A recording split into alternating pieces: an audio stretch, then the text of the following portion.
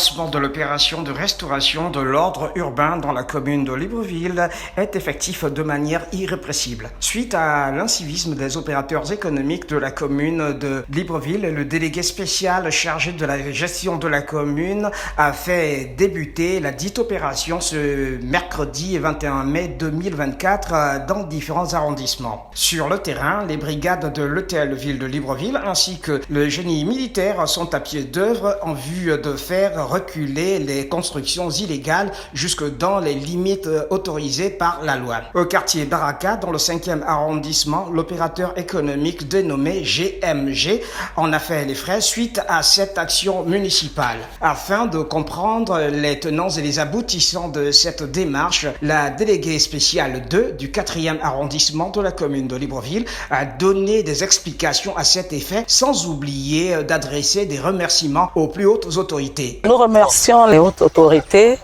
d'avoir instauré l'opération restauration des ordres urbains. Nous avons constaté que c'est vraiment une très bonne chose parce que nous sommes dans des quartiers résidentiels, mais malheureusement, ces quartiers ne ressemblent pas aux quartiers résidentiels. Nous trouvons des épaves des voitures, nous trouvons de l'herbe partout. Et ces épaves des voitures-là peuvent attirer aussi des braqueurs.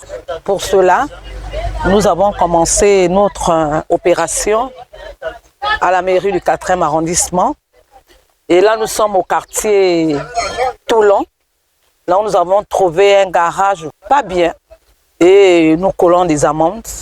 Nous enlevons des véhicules aussi qui ont mis du temps parce que nous avons déjà mis des signes sur ces voitures que nous devrons enlever et aller mettre ailleurs pour rendre la ville propre et saine comme l'a demandé le chef de l'État, son Excellence, Monsieur le Président, Brice Clotaire Oligui Nguema.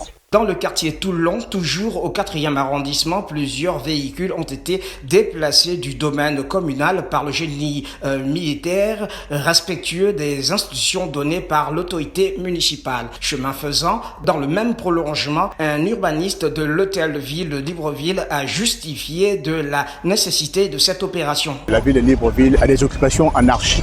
Donc, dans l'ensemble du territoire, l'ODS, n'est-ce pas, en train de tenter de régulariser un certain nombre de situations sur les occupations anarchiques sur le domaine public communal.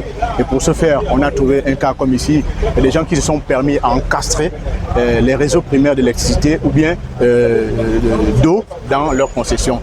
Et donc là, on va leur rappeler à l'ordre pour savoir est-ce qu'ils sont dans la couverture de leur TF. Et pour ce faire, on va tout simplement analyser les documents qui vont nous fournir, qui vont peut-être dire ou non que là, je suis dans la couverture de mon terrain ou pas.